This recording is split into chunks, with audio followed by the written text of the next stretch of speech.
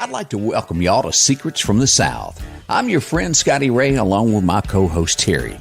Now, you'll quickly catch on that we don't sound like the man on the 6 o'clock news. We talk a little slower, and we've got a southern drawl. But nonetheless, we've got a great podcast lined up just for you. We'll bring you some interesting stories. They're sometimes crazy and a little unbelievable, but it would be just plain impolite not to share them. So get yourself comfortable. Find some southern charm in a glass of iced tea and enjoy. Well, if you found yourself in a store over the last 8 to 10 months, you've noticed something. The stuff that you normally get isn't on the shelf. What happened? Well, we found out that so many products aren't made in America anymore. So what do? Well, it's the latest craze. I'm a prepper, you're a prepper. Wouldn't you like to be a prepper too? Welcome to this week's episode called I'm a Prepper. So, Scotty, I went to the store the other day, and I'm doing my normal shopping, picking up the things that I have to have, and one of the things that I'm always looking for are cleaning supplies. Oh, yeah, it's a common thing. And it amazes me that we're 11 months into this COVID-19 pandemic, and I still can't get certain things. And they have no way of telling you when it will be available is what's even worse. And I think, honestly, if it is available, if you don't hit it at the right time, people come in and they just take it all. You know, sometimes you come into a store and you'll see a big sign that says limit of 4 or Correct. 5 or whatever else. And that got me to thinking that you remember years ago you would hear about people that we refer to as preppers. Well, you know, and the first time I probably ever saw that on TV, thinking back on this, was Reba McEntire. Do you remember the movie Tremors? Yeah. They were preppers. You know, they were gung-ho, her and her husband on that show. And, you know, may not be such a bad idea, huh? Well, I think for a long time they've gotten a bad rap because you would hear people, I mean, I've had them in my walks of life, and I know that you have, that you've run across somebody, you know, very sane mind, but they truly are believing that they need to prep, and that can be anything from, obviously, toilet paper, you know, is a hot commodity, but water, dry beans, things that will last a long time. You know anybody that collects lint? Lint? Yeah. No. From the dryer, they put it in a Ziploc bag and put it up in case they ever need to start a fire. It makes a great fire, and they keep it in a Ziploc bag. I've never thought about that. Several people who do that now. They're not kooky, but I didn't know that till I was helping them move something, and a bunch of it fell out, and I said, what are you doing with that? And that's what they were doing. Yeah. Well, I think it's an interesting topic because there have been books out. There have been shows that have been out for a long period of time. I remember it's probably been, almost 10 years now. I read a book called 1 Second After, and it's by William R. Forstchen, and I may have that wrong, but anyway, that's the pronunciations, you know, for my southern way of saying it. And it's about an EMP. And an EMP is electromagnetic pulse. And what that does is it knocks out the electrical grid. So everything, think about This sort of goes back to what you brought up a few weeks ago in another episode that we had about the cars. Exactly. It's the same premise. It would kill them. It would kill them. And so we're so dependent on everything. Your phone, your car, your stove, unless it's, you know, if it's not gas. There's so many things that we depend on. And Lord knows it brings us so many conveniences. But it got me to thinking, what would happen if we had something like that happen? And that's kind of the premise of the book 1 Second After. And it is really a hard read because it is really painting. It's painting a picture of what would you do to survive. It's interesting that you read it, it's kind of scary. You kind of think, okay, well, you know, do I need to be collecting dry beans and that sort of thing? You can't go into a Sam's or a Costco, and they don't have something now. It's becoming more common. Now you throw in the pandemic that we find ourselves in, and now preppers. They're out there. And are increasing in numbers. On daily. Now, going back to what we said, in case you missed that episode about cars, you would have to own a vehicle prior to 1986 that doesn't have a modern computer to where if they hit the, what was it called, the P what now? It's an EMP. EMP. If it knocked out the electrical grid that we all depend on, in every country. So out behind the shed, out behind the barn, it wouldn't hurt to have some old clunker that you could get around it. I got one that I laughed about when I bought it, but the green one? Yeah, my green machine that I've got hit, that 81 Hey, but it Chevrolet cranks truck. up every time you want to go somewhere. It's ugly. But it'll get you somewhere. But I mean, it gets you to thinking that this number of preppers that we had 10 years ago is increasing by millions, because if they weren't thinking it, they're thinking it now. Mm-hmm. So, there's all walks of life, and I guess it depends upon where you live. Do you own your own home as to how much stuff that you can hoard? I don't know if hoard is the word. Stockpile? Is that a better stockpile, word for it? yeah. If you live in an apartment, you have to use, if 2-bedroom place, storage underneath your bed. You can build little shelves underneath your bed to put stuff. Closets, better organized. You got people that are putting them in, like you said, either in sheds or attics or something like that. But and the little pills that you can buy that will, what do you use? You put them in water, like if you were to collect water in a stream, it would purifies purify the water and makes it drinkable. If I remember right, you have to take Clorox in a certain way that you have to heat it to purify water on your own. Okay. Now when you look on the web, I just found it interesting. I just did a search, and I know for these other podcasts that I've omitted, this is probably just the tip of the iceberg, but you have podcasts now that are dedicated to prepping. And you've got one called Survivalist Prepper, the Prepper Broadcasting Network, Canadian Prepper Podcast, In the Rabbit Hole. I mean, those are 4 of probably, 100 that may exist out there. Think about what you said about if they sent out this code that killed. If you were to do without your phone, the electricity grid was killed. Most Americans have gotten really, really soft now. And I don't think I'm stretching it when I go there, that this country, for the most part, couldn't function without it. And it would be very few that could hold their head and realize, okay, I need to get a candle. I need to use gas to cook on to survive, because you couldn't communicate. You wouldn't know what was going on in the own county that you live in. It's interesting that you say that, because I heard something. They were saying by 2030 that there's going to be a skill shortage. We're already seeing that today. And we have I say in the United States, have primarily become a service-based organization. I mean, industry as a whole. Manufacturing has been going overseas. And we saw that in the presidential elections. That was brought up of we can't build anything. Medicine, people were doing without medicine. Why? Because we didn't. Yeah, we didn't make it. And America better wake up on all of that. Well, just the N95 mask. People are stockpiling those when they get a hold of them, because we don't make them at the time. We didn't make, Correct. and we didn't make them in, we didn't make them in large enough supplies to be able to accommodate our growing population. But it's bigger than that. I think when you talk about the skill shortage, there are a lot of smart, intelligent people that are out there, but when it comes to being able to grow their own food, when it comes to, if I had to go hunt, I could kill an animal for, meat. If it was, I knew how to build something, I knew how to whatever for survival. I wonder the percentage of that would make it. Yeah, that would make it. Well, and let me put this in perspective. And I think the only thing that's ever happened in my life that really relates to this, when we had a huge hurricane a few years ago, 10 years ago. Back then I was on the radio. It hit.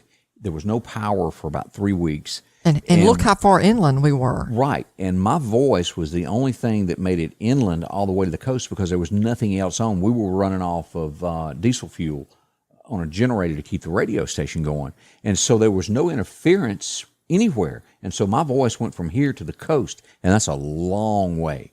And we got caught. Wasn't many calls because people didn't have landlines. They didn't have phones. Gosh, when something came in and you'd mention it on the radio, it would be out within 20 minutes. If somebody got gas somewhere, or just the essentials during that was just so strong that you didn't have anything. Money, you could have all the money in the world, but it wouldn't buy you anything. Does that make sense? Yeah, it does. And that's what happened during that. And you would think that if anything good comes out of this current pandemic that we find ourselves in, it would be, we better be better than what we are today. We better really rely on skills. I think about what we're doing with our young kids. What's the one thing that we promote? College. Right. We don't do enough of sending them to technical schools, and we're getting better at that. Well, Mike Rowe does a big speech on that and about the technical side of things. He said, they're just as important.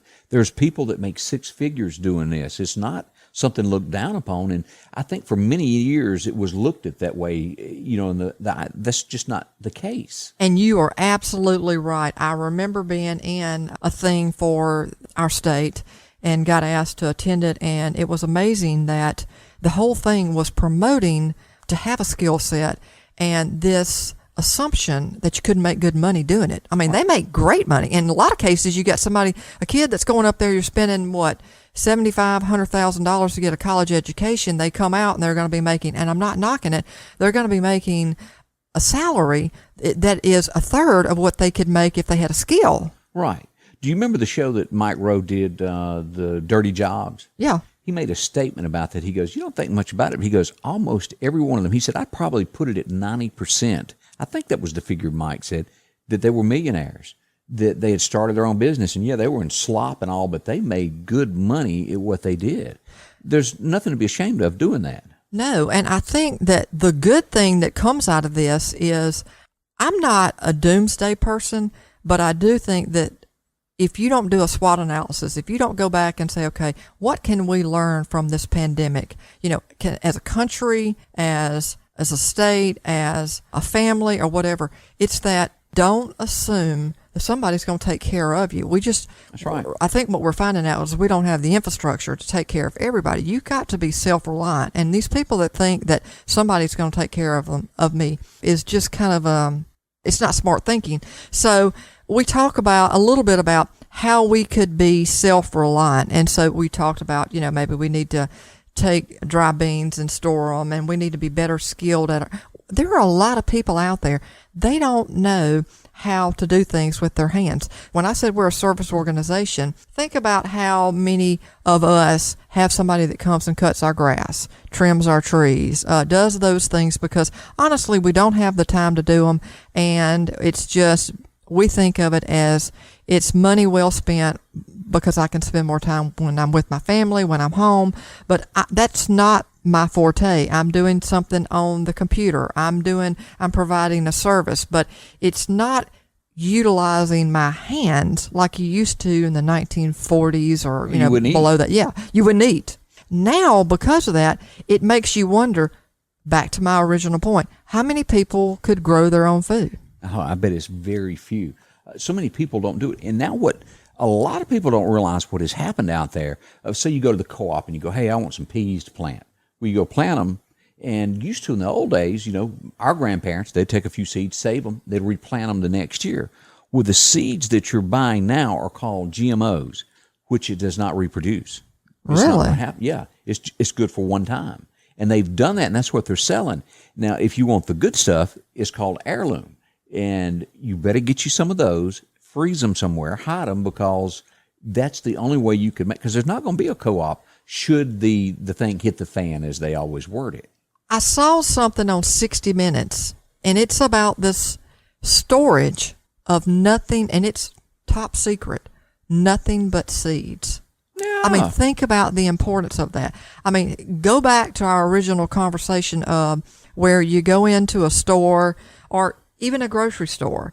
What's the saying of how long you're going to have something on a shelf in a grocery store? Now, are you referring to how long could that store make it without? Yeah, exactly. 3 days, isn't it? 3 days. You think about how many people utilize one grocery store in particular. Right. We're looking at it from a pandemic right now. I still can't get the things that I need. Now, I remember when it first happened, I remember coming back telling my husband I couldn't even find sugar. And there were a list of, grocery items that people couldn't get a hold of, just common things you take for granted. And so if a grocery store, on average, is only equipped to handle a 3-day supply, that would quickly run out. Now, let me add to this, because things just kind of happen. And I know this because I was a kid and I grew up in the South deer hunting. And you used to go out and there'd be soybean fields, there'd be this, and you'd hunt. You look around now, there's a bunch of pine trees. Do you know why? Why? The government paid farmers, and this is what's bad, not to plant crops anymore and to plant trees. And that's where shifted all of us buying food from other countries came. America, just like not being able to do this, we don't have enough farmers anymore because the government has paid them not to farm. Think about and that. not only that, CRP programs, I think is what they call it. Yeah, and that's kind of bizarre in itself where we're paying them not to farm. But those few that are left, how many times do you see it on TV? They are just barely surviving. Yeah. And at some point, they just say, the heck with it. Powerhouse of farmers we used to be. And the legacy. How many do you think that farmers that are out there that are telling their kids, this is what I've left you as a legacy? You know, it used to be generation after generation after generation were farmers. Right. Well, you probably don't see that anymore. Well, you know, now they teach, well, you take a farmer who has 1,000 acres of land, or maybe 1,500 to 2,000, they pass it on to their son and their son. You know, now they teach in school, well, that's wrong to have that much land. He shouldn't have that. There's just so many things our society has changed on. Let me take a little twist into this and get your thoughts on this, Terry. Okay. All right, we've seen over the past year, you take Baltimore, these big cities had all these riots to where people went in, they burned things. They got mad. They burned buildings. They burned cars. Okay, trucks couldn't get in to deliver food. Communities didn't have anything. Let's say this escalates and they start to where they're not getting food in town and they go, I ain't got anything. I'm coming to your house to take it. Do you realize how many people couldn't protect themselves against that just don't know how? What do?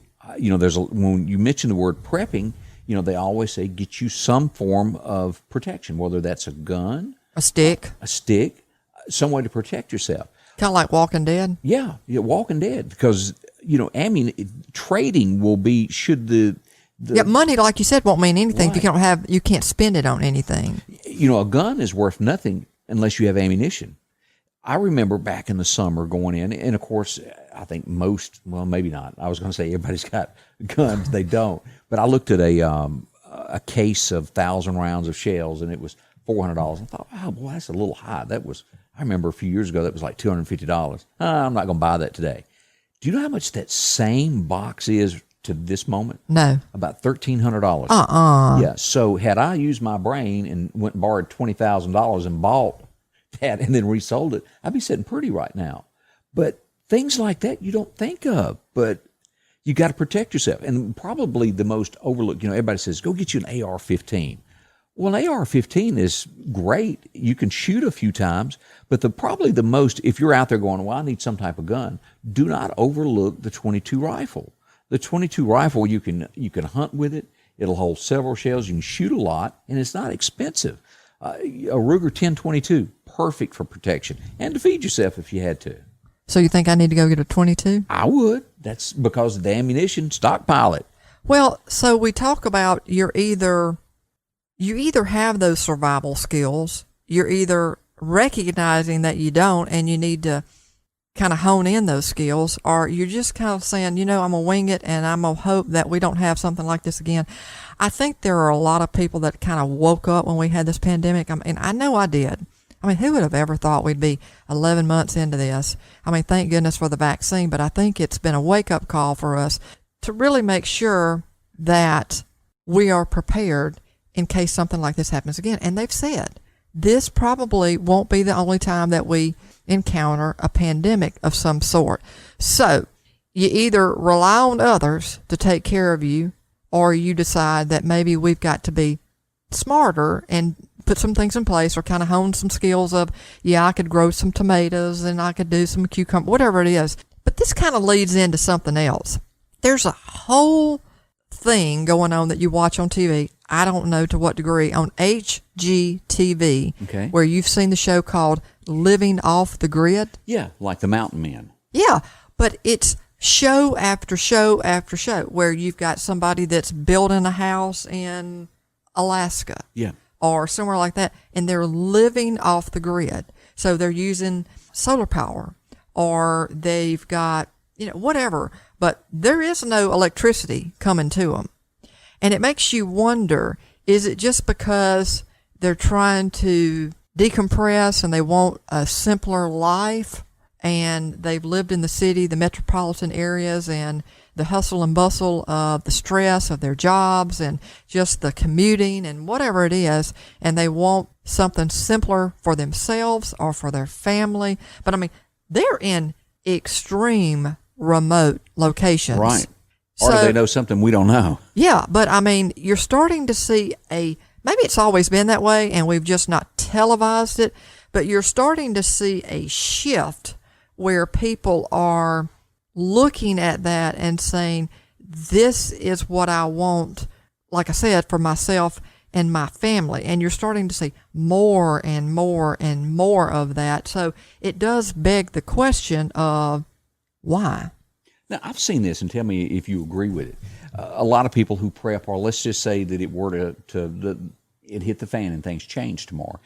I've read a bunch about to where you need to have a network to where people in your neighborhood, you have a group of 5 to 10 people that y'all all work together to grow things, to protect each other, know who your people are, who you could turn to. And in the case of something were to go wrong, you work together to do better. What's your thoughts there? I just think that's smart. It's like having a insurance policy. It's something that you pay for. You hope you never need to use it. But if you needed it, you had it. Like, one person could be good at hunting, one person could be good at farming, of growing the green thumb, and you just work off each other's skills to accomplish the same thing. And, we talk about this, and you go look at that movie, which is such a success, and that's all it really was a prep show, was The Walking Dead. The whole show was about this survival. Oh, absolutely. The interesting thing about that was some of them, and of course this is TV, some of them, didn't know anything about survival. I mean, you would have thought, okay, they're going to be eaten up in a minute.